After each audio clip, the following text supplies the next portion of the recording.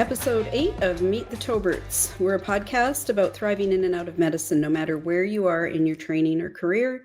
And I'm Sue Tobert, a recently retired pediatric cardiologist. I'm Daren Tobert, recently retired sleep physician, formerly did pulmonary and critical care. And together we're husband and wife with combined experience of about 80 years in medicine. Mm-hmm. So today we're excited to introduce Katie Tobert, a third-year medical student and daughter of two physician parents. Yep, she is our oldest daughter. Welcome, Katie. Hello, thanks for having me. So, Katie, tell us a little bit about your background and your current work. Just highlight some of your schooling and research and stuff. Yeah, so like you guys said, I'm in my third year of medical school at Medical College of Wisconsin in Milwaukee. And kind of leading up to getting here, I grew up in Wisconsin and went to University of Minnesota for my undergraduate schooling. Following graduation, I did 2 years of research at Mayo Clinic in the genetic cardiology lab, mostly clinical research, some basic science, and kind of fell in love with research there. So now in medical school, I'm actually in the MD/MS program. So I'm also getting a master's in clinical and translational science with the hope of continuing research and pursuing a career in academic medicine. Thanks, Katie. So obviously you're our daughter, and one of the reasons to have you join us today is to kind of highlight what it was like growing up in a family with parents as physicians. In this case, you had your mom and your dad both as physicians, and we'd just like to invite you to kind of share your thoughts on that. But however, just don't get too crazy or too revealing. But yeah, we'll turn it over to you for a minute to kind of, what was it like having both parents as docs? I think there were challenges, but there were also great things about it. Obviously, life was crazy busy with 3 kids for you guys and 2 busy careers. And at times it was like there were things that I felt you guys missed out on, but at the same time, there were things that you did really well. And like one thing that I can think of is we really emphasized dinners together pretty much every night around the table. And that was always a really special time for everybody to kind of decompress from their day. But also I have like fond memories of you guys kind of telling us about crazy patient experiences you had from the day. And I always loved that. I don't know that my sisters loved it as much, but I think it was, good learning for us too. But I think that we really emphasized that time together, and like vacations growing up, it was always a vacation and you guys didn't work on vacation. So we spent good time together, even if the time was limited. Yeah. I appreciate what you're saying. So one reason to even have this conversation from my perspective is to also talk about parent guilt. So busy parents, we often wonder, hey, how are our kids actually managing through life, and are they, going to succeed? And are we, I think I've even used this term before, are we meeting your emotional needs well enough? And I'm not a big one to carry around a ton of parent guilt. However, I also don't want to go through life, with regrets. But you mentioned like some things that were harder. What was harder growing up? I think just mostly time. Like I played hockey growing up, and there were times where you guys couldn't make it to the tournament, so I had to go with other people's families. But I mean, in the grand scheme of things and looking back on it, I think that it was, I don't resent anything that you guys did as parents for because of your career. I just don't. And I think you've inspired me in ways. Obviously, you've inspired me to pursue a career that's the exact same as yours. So I don't think that there should be parent guilt, because I think that you still did a great job given the circumstances, and I turned out okay, I think. Well, most parents are trying their hardest, right? Yeah. I've done this little kind of experiment when I've had medical students and residents in my clinic, which is if I find out that they've had a parent who is a physician, I ask them kind of what it was like having that as part of their childhood, having that experience. And most often the answer has been, well, I didn't know what I didn't know, right? Daren, we'll turn it over to you. Yeah. So, Katie, what were some of the highlights of being a doctor's kid? Would you say? Do you have like vivid memories of particular events or anything? I think one of the highlights looking back is just the accessibility to other physicians if we needed them. I think we were able to, if we just didn't even need medical care to begin with, it's like, oh, my tummy hurts, I don't need to go see my actual doctor because you guys were educated enough to figure it out. So I think that was a highlight, just being able to have access to answers immediately. I also think that financially our family was very blessed, and we were, able to go on fun vacations to Disney World, which looking back, not everyone had the opportunity to do. I just have lots of fond memories of the family spending time together in ways that was just special because we had the financial means to do so. So I think that was one thing that, reflecting back now as an adult, was definitely a highlight. And the challenges, I think the main challenge was just time spent with you guys.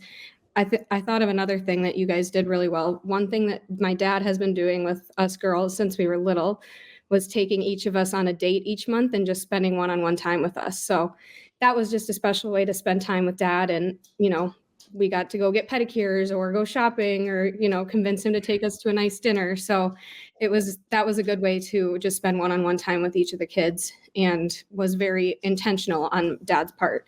So yeah, that was special.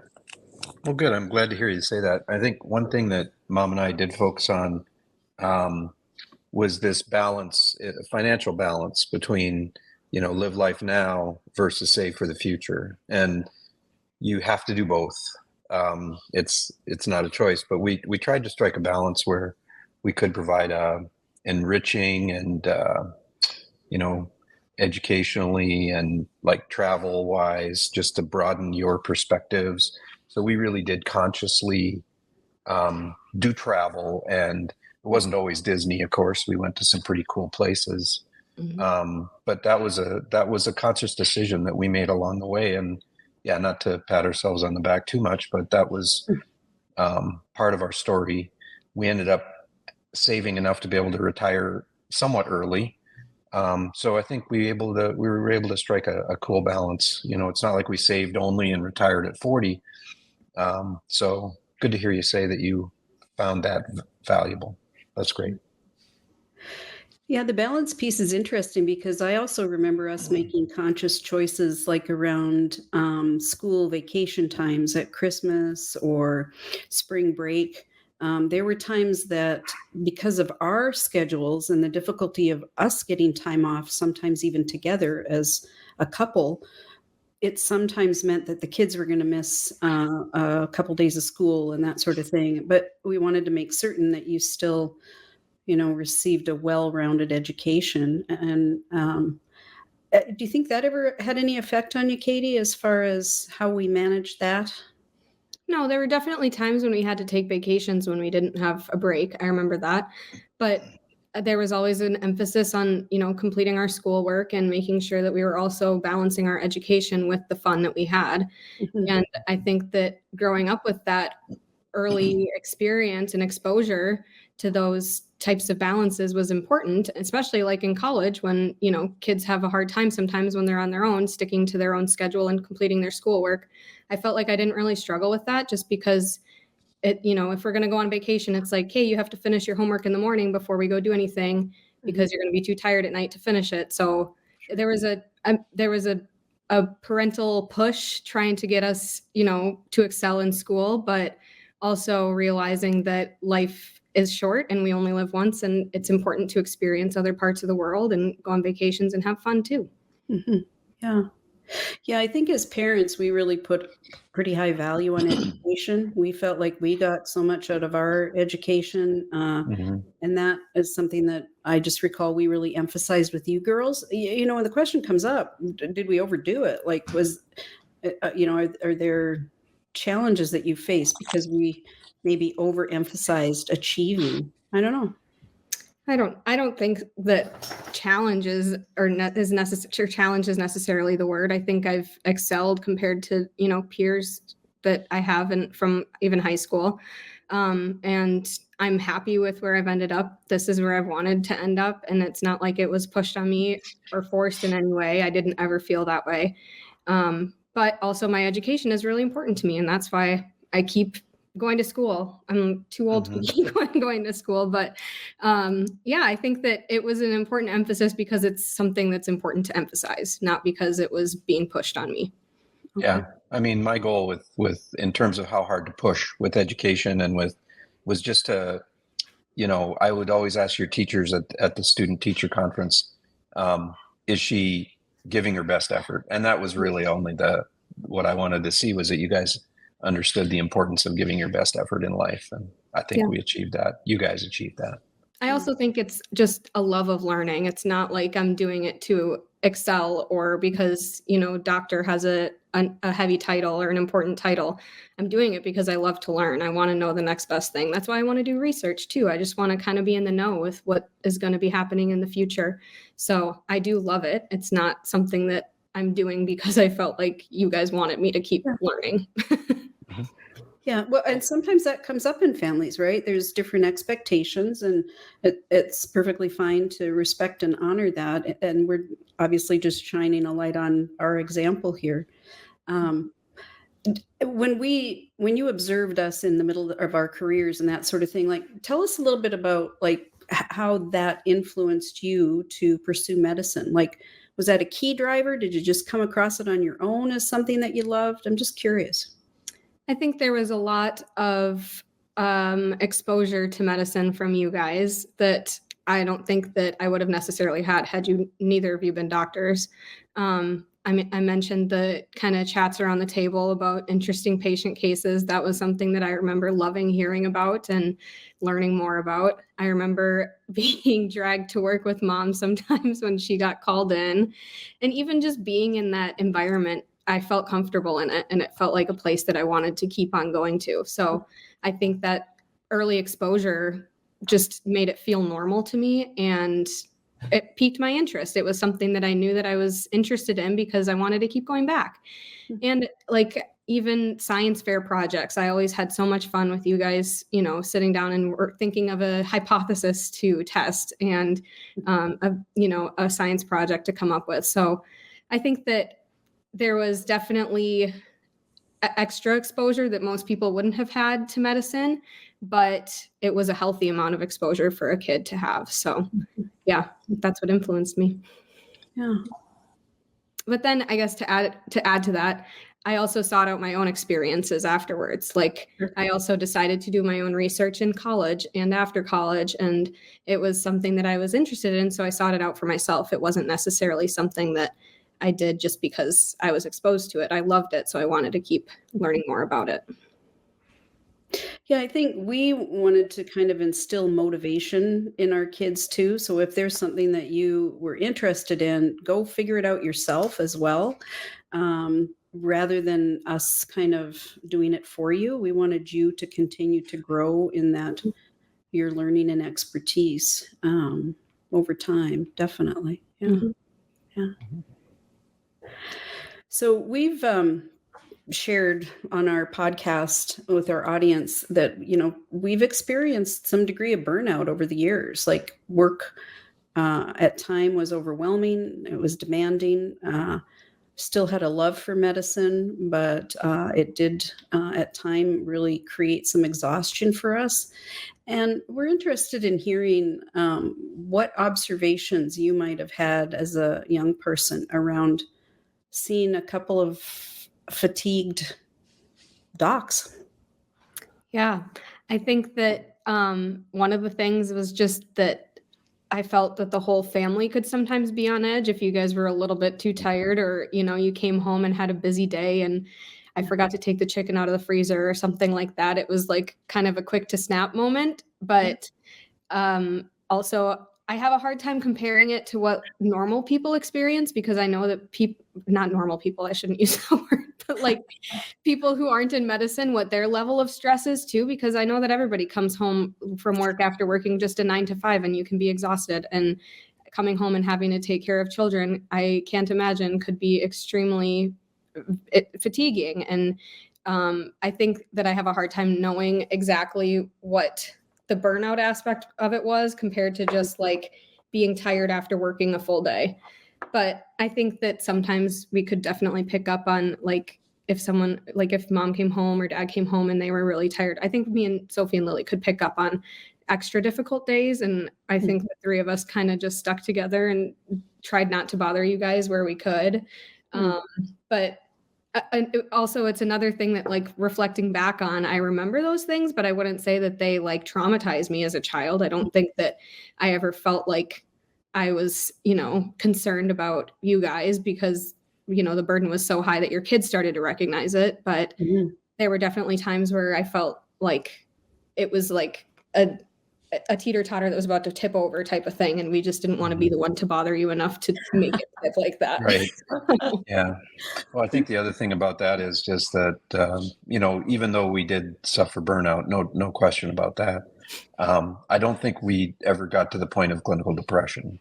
And so maybe that just helped a bit, but our burnout was severe and I still have scars and trauma around that. But if you just perceived it as my folks are tired and maybe irritable, that's awesome. I'm glad we were able to shield you from the depth of our emotions around that, because sometimes they were pretty bleak, I would say, or dark, so. Yeah. Well, yeah, I mean, burnout is an occupational hazard, right? And if you're in this intensely stressful, traumatic, highly demanding environment day in and day out, that's when that exhaustion, cynicism, et cetera, kind of filters in there. However, coming home was the highlight of our day to see you guys. And so that's when we were most joy-filled and excited, albeit exhausted. So I think for parents who are physicians or clinicians in medicine, finding that balance, and I hear it time and time again, the kids are the highlight. I just want to spend more time with them and be with them more. That's the refreshing, refilling part. Thank goodness, right? There are those reprieves in the day when you're in such a demanding profession. Absolutely. I will add that I think it has influenced my specialty choice. I've, kind of leaned more towards the specialties that are lifestyle focused, that allow you to spend more time with family and, not have to be on call, that kind of thing. So I think that I wouldn't say that was from my experience growing up, but I think it's more so hearing stories from you guys and kind of a precautionary tale of what burnout can look like and what specialties can kind of influence a more, severe type of burnout. I think that has helped me in choosing a specialty that I'm hopefully going to have more time for family growing up. I think some of that's evolving over time too. Like we were exposed to a level of work stress that's not there anymore. Like for instance, critical care, they have made that a lot more human, livable than it used to be. And this, I would be away the whole weekend. When I was on call in the ICU, I'd be gone for 48 hours at a time. And so that has definitely gotten better. But I think that's one thing I tried to emphasize with you, is never to discourage you from going into medicine, but to think long and hard about things like not only call, but also just like type of work. Are you hospital? Are you clinic? And reimbursement, honestly, are you getting, paid fairly for the hours you're putting in? That kind of thing. So good. Yeah. Well, I'm curious because we grew up in an era in medicine where burnout wasn't even talked about. Like nobody even talked about compassion fatigue or anything like that. And I clearly see this shift in the in medical culture. What's going on with your learning environment now, Katie? Like how are these things being addressed proactively? Yeah, I think that there's a lot of good things happening. I still think there's a lot of room for improvement. We started out our first and second year of med school going through a course. They've changed the name now to the good doctor. So learning to be a good doctor, not, a perfect doctor, and learning that we're also human and that we need to take time for ourselves. So we kind of, have been warned about what burnout can look like. The school offers us 10 free therapy sessions each semester, I believe, if not year. So students have access to that, which is really a great thing. And then one thing that I personally really love that they've done for us is every Thursday afternoon, we have off as a wellness Thursday. So no matter what rotation we're on, we have Thursday afternoons to, go to our own doctor's appointments and, go and work out or just sleep if we need to. So I think that they've recognized that there is an importance to preserving well-being, not just being reactive, but being proactive and preventing burnout rather than just putting a Band-Aid on it. That's very encouraging to hear. Yeah. Daren, can you believe it that 30 years later, there's actually a mandatory wellness afternoon? Like, Yeah. blows my mind. Blows my mind. Yeah. Right. How about mentorship? You know what they used to say, right? If you're only on call 1 and 2, that's terrible because you're missing half the good case. Oh, exactly. Right? Yep. Yeah. That was the era of Distress 4.0 in medical training, and now we're into well-being 2.0, I think. Well, and the reason we were all given for why you had to work 36 hours in a row was patient continuity, right? You had to see the evolution of a case in the hospital in somebody who was critically ill or somebody's on the sicker side. Yeah. And so that was always the reason we were given was we're learning things you can't learn without being there a lot. And I just don't think there was ever any science or real thought behind that. That was just the lore. It was the tradition. It wasn't really tradition. So I'm glad they've mostly gotten rid of that. Yeah. Katie, I'm curious about mentorship in your training. What stands out to you that would be kind of what makes that kind of a way to take care of yourself? Like, having a decent mentor, how does that help you? I think having a relationship strong enough with someone that you can go to with questions like that. I'm grateful that I have you guys as 2 mentors in my life because I can ask you real and raw questions that might be embarrassing to ask another doctor that, is my senior. I've also had great mentors in research. And I think that someone who can see what future you looks like and help push you there is really important. And, someone who can recognize your weaknesses maybe before you even can and have a real honest conversation with you and be like, hey, I see that you struggle with this. So, here's what we can do about that and talk through some options to, improve in that way. One of my favorite mentors, Martine from my time at Mayo, we had honest conversations. He shared with me my strengths and he really was proud to share with everybody else in the lab what my strengths were. But then him and I, one-on-one, were able to have good conversation about things that maybe I wasn't so great at and just practice those things so that I could get better at them. But I think that he really saw my potential before I did. And he kind of guided me and held my hand a little bit through the few years of research. And I give him so much credit for how much he mentored me. Yeah, that's great. That's awesome. Yeah, having somebody that can be real with you is huge. Mm-hmm. Any advice for current students and residents, even how do you find a mentor? How do you find a decent mentor? Oh, that's a hard question. I think there's a fine balance. I would say specifically in research, there's a fine balance between finding someone who has really good funding and can get you the opportunities that you need as a medical student, but then also having someone who recognizes the human aspect to it and recognizes that, it's also important for you to have fun and, maybe take an afternoon off of work here and there. So I would say that finding someone that can really give you great research experiences, but then can also help guide you through the challenges that come with being a researcher or a medical student is really important.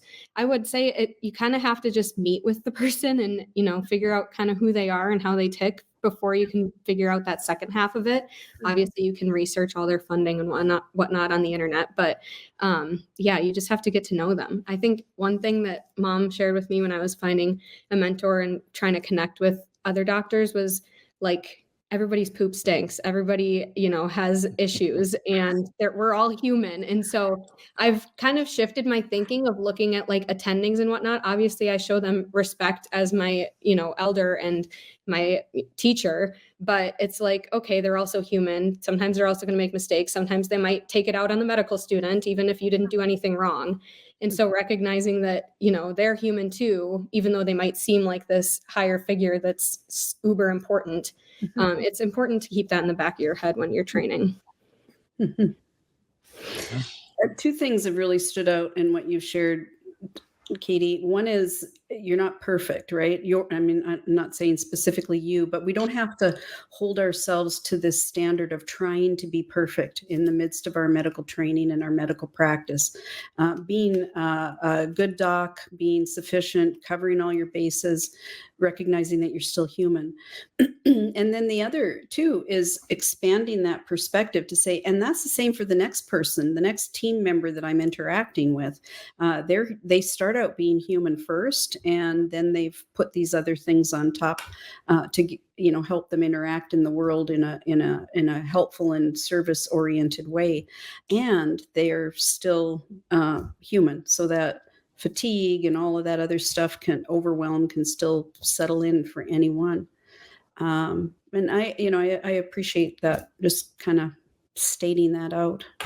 I think there's just been a shift. Like I see the older doctors, like doctors older than you guys, that are still working. And I've seen the people that are your age, and then I've seen the generation just above me.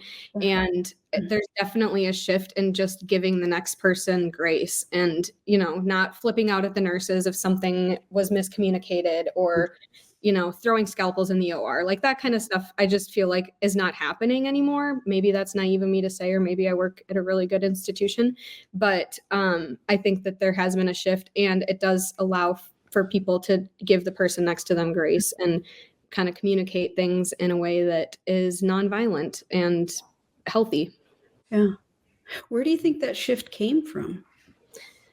I don't know, maybe just the amount of burnout that happened. Like, I think that the people that are still really old working are probably extremely burnt out, and they're probably needing to retire. Yeah.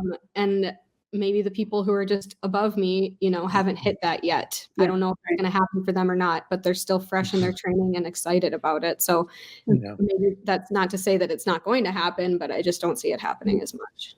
Well, it really is getting better too. There are just now more opportunities to back down. I think maybe some of this is the rise of the unions in other fields, obviously not really in healthcare, but Boeing workers have safety limits. Pilots can only work for this many hours, and this is all around safety. So there's been a patient safety culture in medicine too, and through that, I think maybe we've realized that a doctor that's on their 36th hour of work is unsafe. It's just clearly true from the sleeper literature and just a culture of safety. So I think we're evolving. We are getting better in some ways. It does. You're right. It takes a long time, but and we're still human at the end of the day as well. Yeah. I think too, like it took a lot of bad experiences maybe to get to this. It took people making medical errors and having bad communication.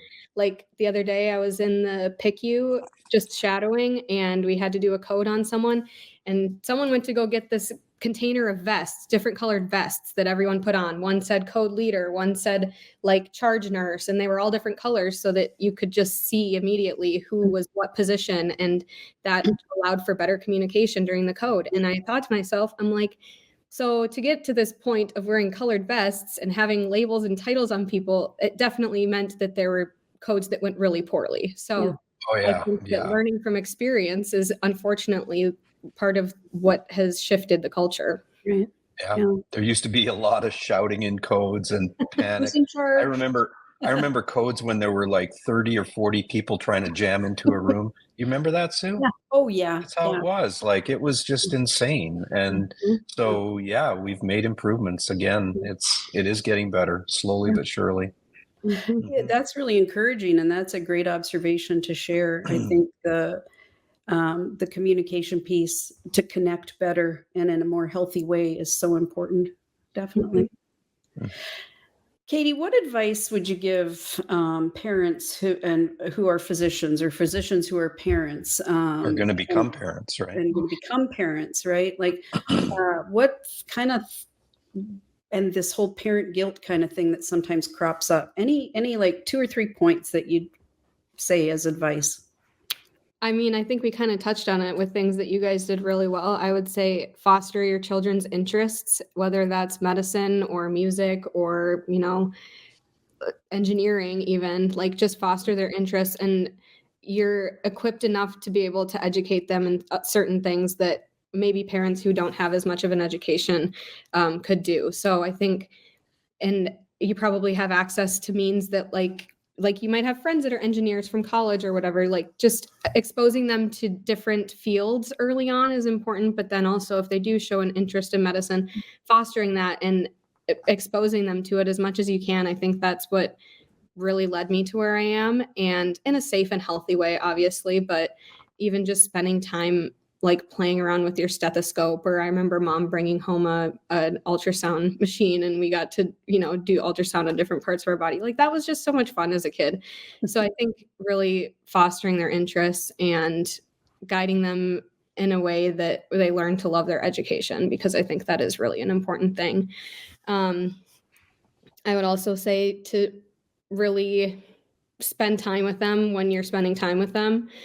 I've seen some mentors who carry their phone with them when they're on vacation and are responding to emails like the second that you send them, even though they're on vacation. And it just makes me wonder, like, if their kids, notice that, or even their spouses. I think it's really important that if you're going to take time away, to really take the time away. Things will go on without you, and there are other people there that can answer the questions that you also can answer. So I think that that's one thing that you guys did really well, and I would say that I'm really appreciative of, and someday when I have children, I will do the same thing, is just spending the time with them when you can, even if that's not every single day after school or whatever. I don't think that I have anything else to add. I'm going to toss something out because I'm interested in your comment. How about around like taking care of others and serving your fellow human beings? I really feel like that was something we tried to emphasize to you guys too, is generosity of spirit with humility. Yeah. Is that something that kind of stands out at you or not? Yeah, I agree. I think that, I worked in the church nursery from a very young age, just helping out with the babies and hanging out with them. Or, I remember going on a Disney trip with mom and some of her patients that was fun and maybe a little bit scary as a kid. But, I kind of just saw that, like, spending time with your patients away from the hospital was really how they loved you. And we would go over to some patient's house. Maybe, this is something that maybe is more community medicine focused, being able to do something like that, but going out and hanging out with them for lunch on a random Saturday or something like that. So really getting to know your patients at a human level was something that you guys also did. And just this, like you said, a spirit of generosity. I think that you guys taught us well to be generous to others because we had the means to be generous and the time and ability to do that too. So, yeah. Oh. Daren, any last minute comments, thoughts? Oh, well, Katie, I'm really glad that you came on the show, and glad to hear your comments. And I think appreciate that, we just love you and think you're doing fantastic. I'm glad to hear that you feel like we've done a reasonable job with you. I really appreciate that. Well, and you know what? We've just kind of shone a light on our family. I know Katie has said on a number of occasions, by the way, remember I was your first kid and you experimented on me, and look at how easy my sisters have had it. So, it's fun to kind of be lighthearted about it too, is right. That's what happens if there's more than one kid in the family. The first one often gets the newbie parent experience, which can be interesting. Yeah, like I think you said, Sue, parents are more energetic and attentive, maybe more safety conscious with the first kid. And there's like probably 10,000 photos of Katie, and then there's maybe 5,000 of her sisters or less. And Yeah. so, yeah, that whole birth order thing ends up being a thing too. But yeah. Yeah. Any parting words for us, Katie? No, I think it's great that you guys are, talking about these things and exposing young people to, the realities of medicine, good and bad. And so I think it's really important that we're having these conversations and that people are aware of, everything that doctors go through, because I think that sometimes it's, you only hear about the good things. So being real and sharing real life experiences is really important, especially as someone who's a young person in medicine with their whole career ahead of them. I really appreciate it. So, yeah. Awesome. Okay. Thanks for joining us today. Awesome. Thank you. Yep. Bye, everybody. We'll see you next time.